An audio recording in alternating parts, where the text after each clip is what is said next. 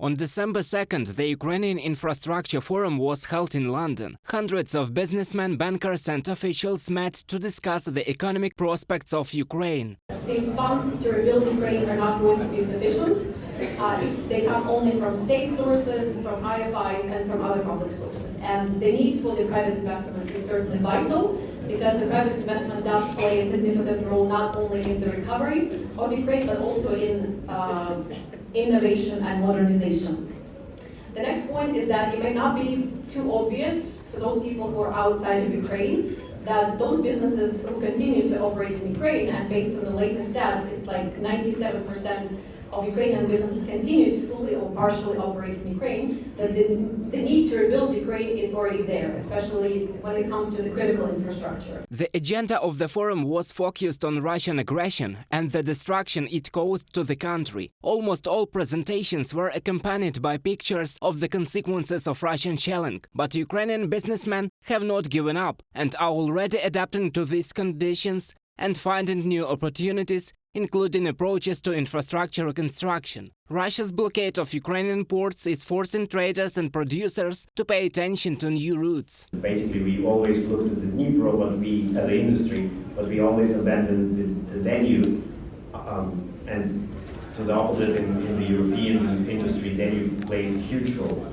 And now the Danube, for a couple of months, being the only river or the only sea gate which has been working without interruption. So I think the big infrastructure challenge will be in the next 10 years to get the Danube up to the depths which we need, and the shore infrastructure, basically the terminals along the Danube. The war showed the vulnerability of Ukrainian infrastructure and the need to diversify risks. If not for the Grand Deal, as some agrarians admit, they would have been bankrupt by now. Large Ukrainian farming companies just before the grain corridor opened, and the message was, okay, if they don't open that one, we will be bankrupt in the next 9 months.